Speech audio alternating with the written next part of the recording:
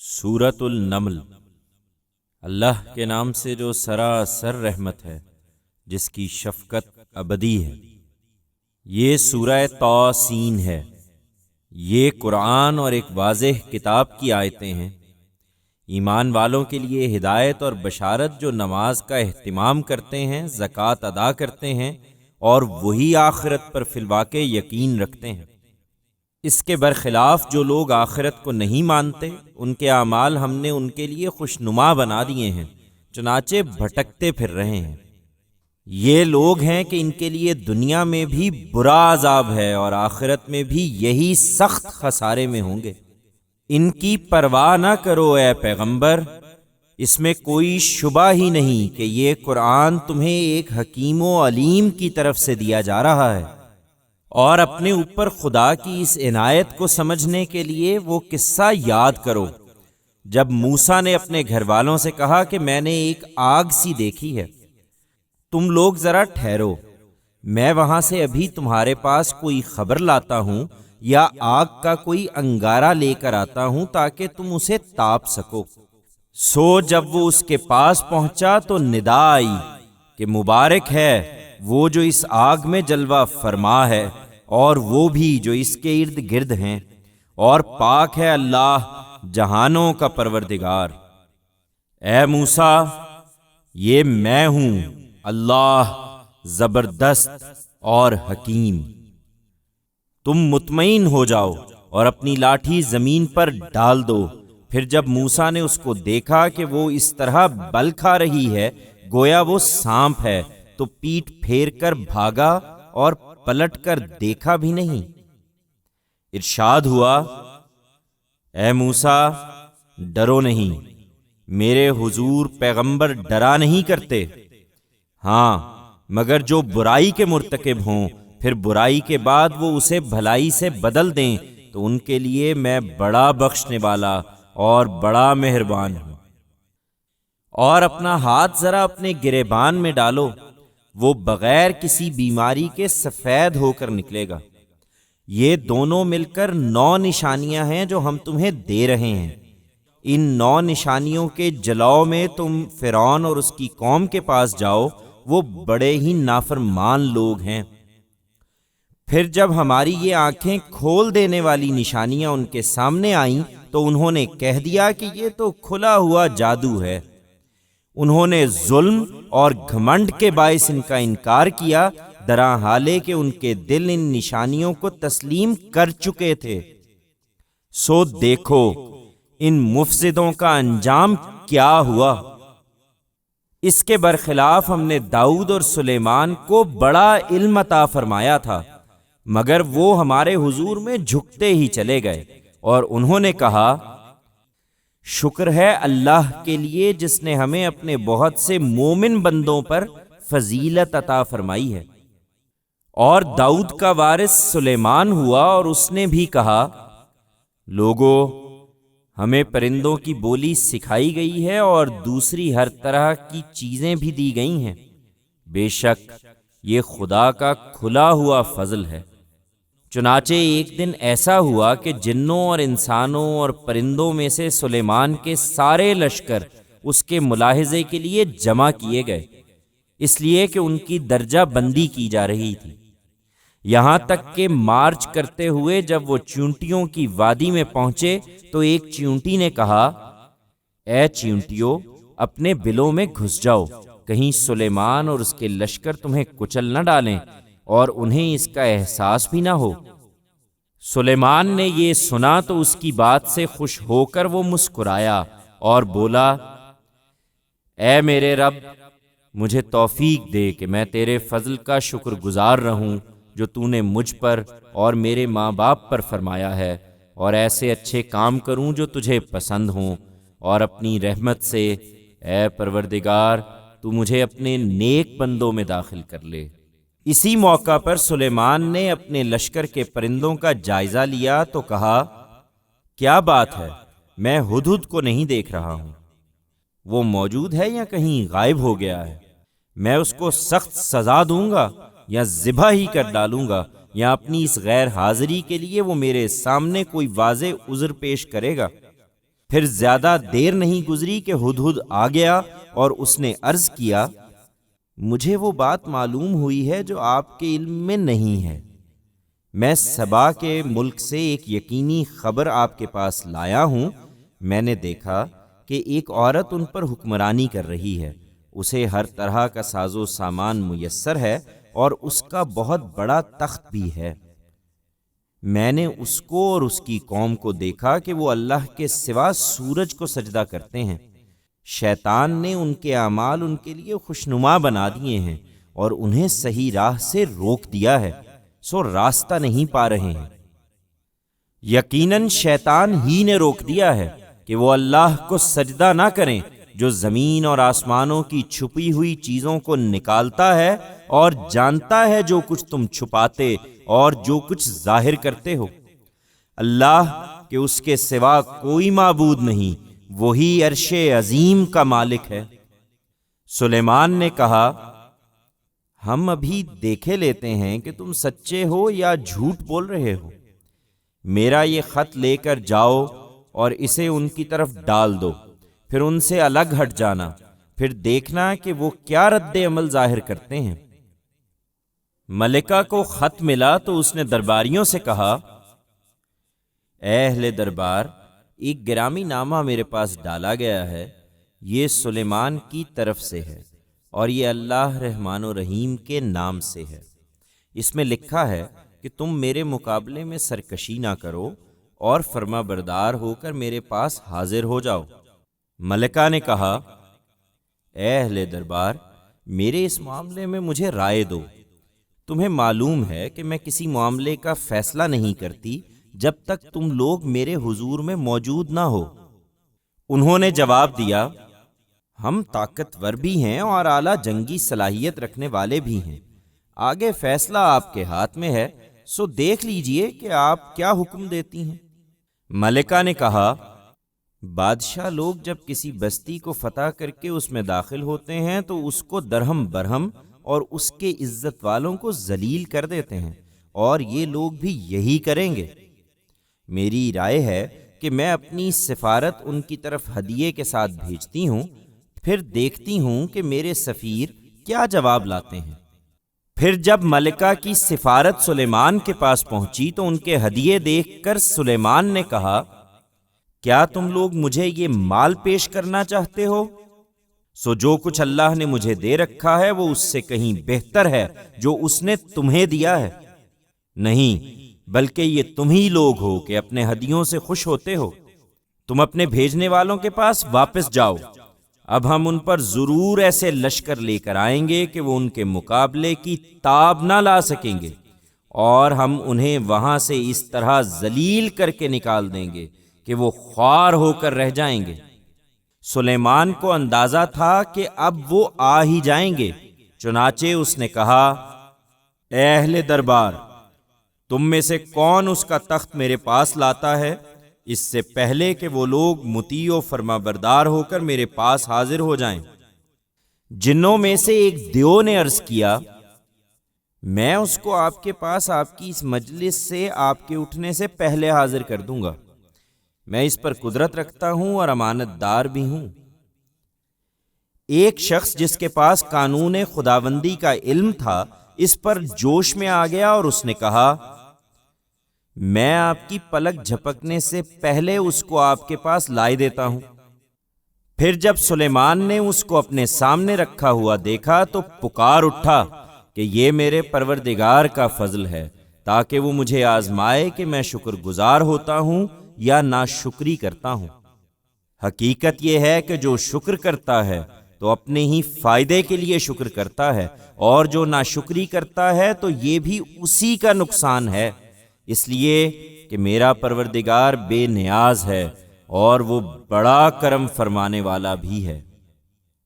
سلیمان نے حکم دیا کہ اس کو جانچنے کے لیے اس کے تخت کی صورت بدل دو، دیکھیں وہ پہچانتی ہے یا انہی لوگوں میں سے ہو کے رہ جاتی ہے جو اس تبدیلی کے بعد اسے پہچان نہ پائیں۔ سو جب وہ آ گئی تو پوچھا گیا، کیا تمہارا تخت ایسا ہی ہے؟ اس نے کہا، گویا کہ وہی ہے۔ آپ کے یہ کمالات ہم اس سے پہلے ہی جان گئے تھے اور ہم نے سر اطاعت جھکا دیا تھا۔ حقیقت یہ ہے کہ وہ مان چکی ہوتی، مگر اسے ان چیزوں نے روک رکھا تھا جنہیں وہ اللہ کے سوا پوجتی تھی، اس لیے کہ وہ ایک منکر قوم سے تھی۔ اسے کہا گیا کہ اب محل میں داخل ہو جائیے۔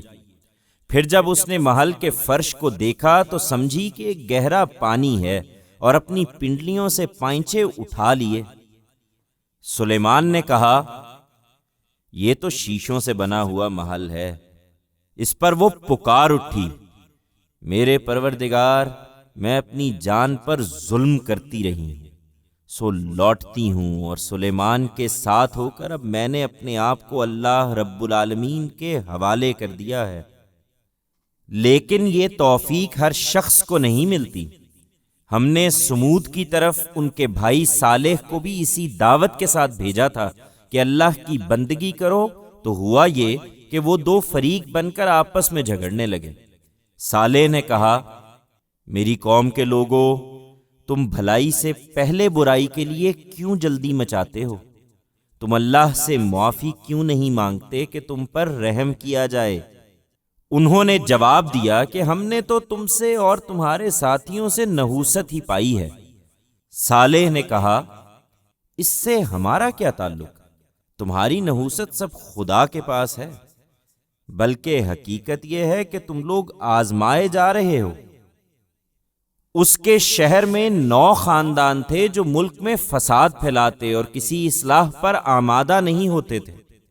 انہوں نے آپس میں اللہ کی قسم کھا کر عہد کیا کہ ہم صالح اور اس کے لوگوں کو رات کے وقت جا ماریں گے، پھر اس کے وارث سے کہہ دیں گے کہ اس کے آدمی کی ہلاکت کے وقت ہم موجود نہیں تھے اور ہم بالکل سچے ہیں۔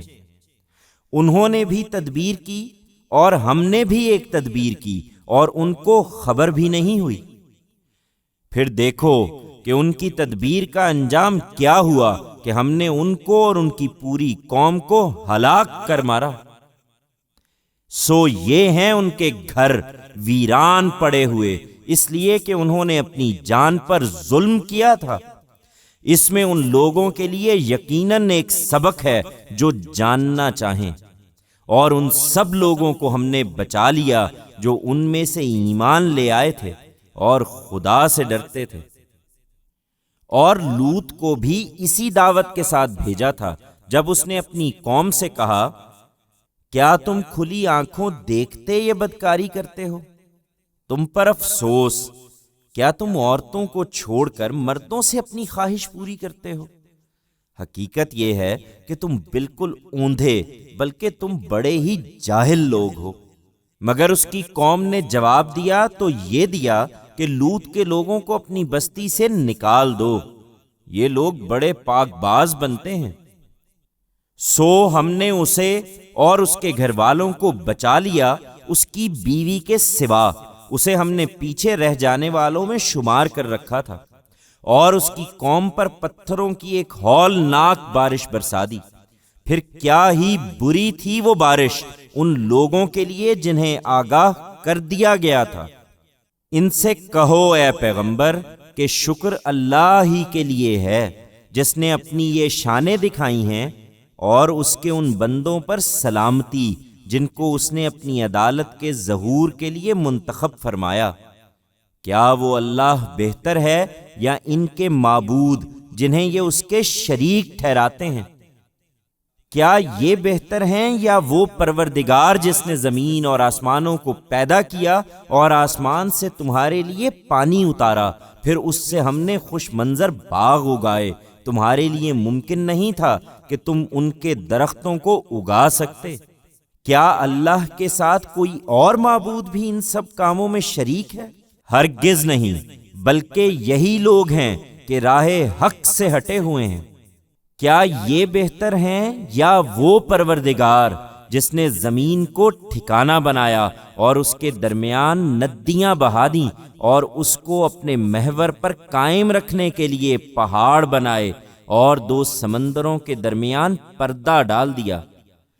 کیا اللہ کے ساتھ کوئی اور معبود بھی ان سب کاموں میں شریک ہے؟ ہرگز نہیں، بلکہ ان کے اکثر لوگ جانتے نہیں ہیں۔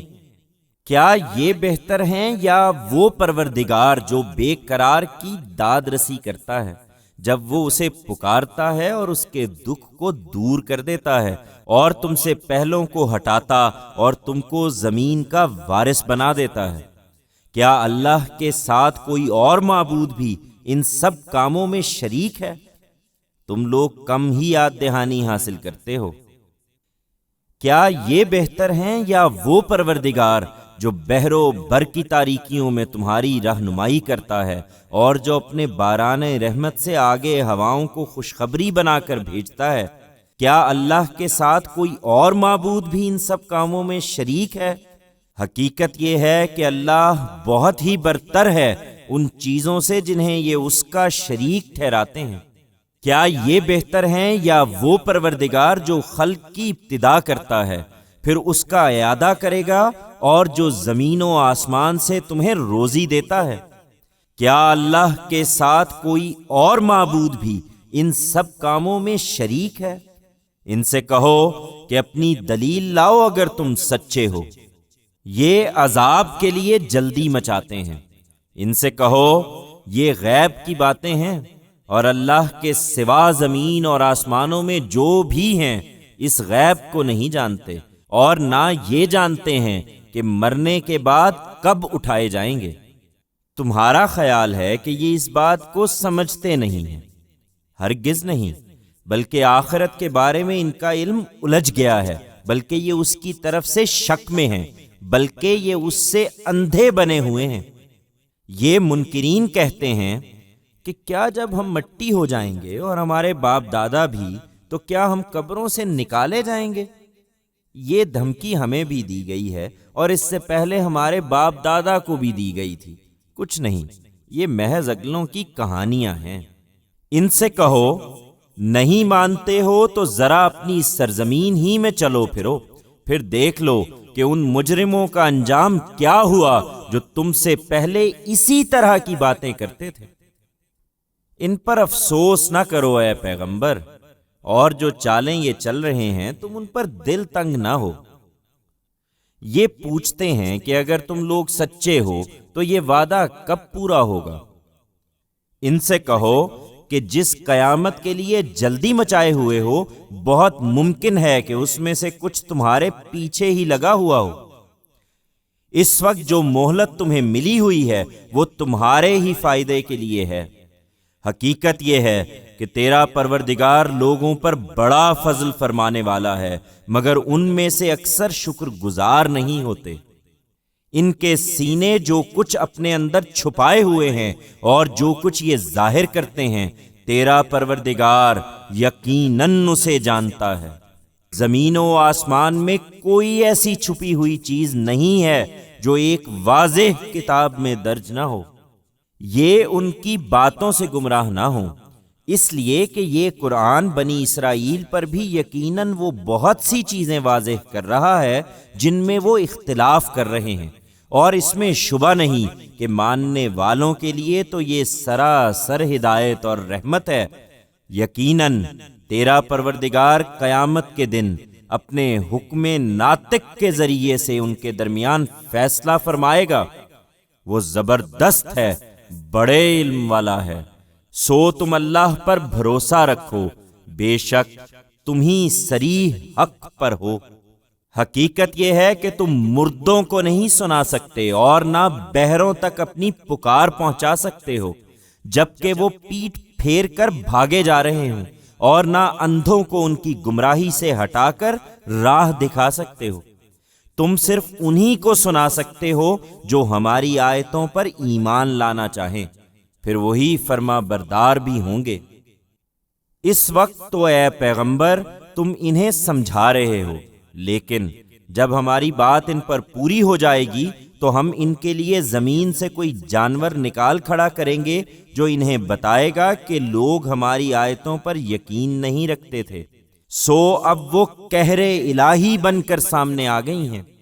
یہ اس دن کا خیال کریں جس دن ہم ہر امت میں سے ایک فوج کی فوج ان لوگوں کی اکٹھا کریں گے جو ہماری آیتوں کو جھٹلاتے تھے، پھر ان کی درجہ بندی کی جائے گی، یہاں تک کہ جب وہ اکٹھے ہو کر آ جائیں گے تو خدا پوچھے گا کہ کیا تم نے میری آیتوں کو جھٹلا دیا؟ درا حالے کہ تمہارا علم ان کا احاطہ نہ کر سکا تھا، یا بتاؤ کہ تم کیا کرتے رہے تھے؟ سو ان پر بات پوری ہو جائے گی، اس لیے کہ انہوں نے اپنی جان پر ظلم کیا، پھر وہ کچھ بول نہ سکیں گے۔ یہ نشانیاں مانگتے ہیں، کیا انہوں نے دیکھا نہیں کہ ہم نے رات کو تاریک بنایا کہ اس میں آرام کریں، اور دن کو روشن کر دیا کہ اس میں کام کریں؟ حقیقت یہ ہے کہ اس میں ان لوگوں کے لیے بہت نشانیاں ہیں جو ماننا چاہیں۔ لوگو، اس دن کا خیال کرو جس دن سور پھونکا جائے گا تو جو آسمانوں میں ہیں اور جو زمین میں ہیں سب گھبرا اٹھیں گے، سوائے ان کے جنہیں اللہ چاہے، اور اس کے آگے سر جھکائے ہوئے سب حاضر ہو جائیں گے۔ تم پہاڑوں کو گمان کرو گے کہ جمے ہوئے ہیں، درا حالے کہ وہ بادلوں کی طرح اڑ رہے ہوں گے۔ یہ خدا کی صنعت کا کرشمہ ہوگا جس نے ہر چیز کو محکم کیا ہے۔ بے شک وہ جانتا ہے جو تم کرتے ہو۔ اس دن جو بھلائی لے کر آئیں گے ان کے لیے اس سے بہتر صلہ ہے، اور وہ اس دن ہر گھبراہٹ سے محفوظ رہیں گے، اور جو برائی لے کر آئیں گے وہ اوندھے منہ جہنم میں جھونک دیے جائیں گے۔ تم وہی بدلہ پا رہے ہو جو تم کرتے رہے ہو۔ ان سے کہو اے پیغمبر کہ مجھے تو یہی حکم ملا ہے کہ میں اس شہر کے رب کی بندگی کروں جس نے اسے حرمت دی ہے اور جس کے اختیار ہی میں سب کچھ ہے، اور مجھے حکم ملا ہے کہ اس کے فرما برداروں میں رہوں، اور حکم ملا ہے کہ تمہیں یہ قرآن پڑھ کر سناؤں۔ پھر جو راہ پر آئے تو وہ اپنے لیے ہی راہ پر آئے گا، اور جو گمراہی اختیار کرے وہ بھی اپنے لیے اختیار کرے گا۔ سو کہہ دو کہ میں تو صرف خبردار کرنے والا ہوں، اور کہہ دو کہ شکر اللہ ہی کے لیے ہے۔ وہ عنقریب اپنی نشانیاں تمہیں دکھائے گا اور تم انہیں پہچان لوگے، اور جو کچھ تم کر رہے ہو تمہارا رب اس سے بے خبر نہیں ہے۔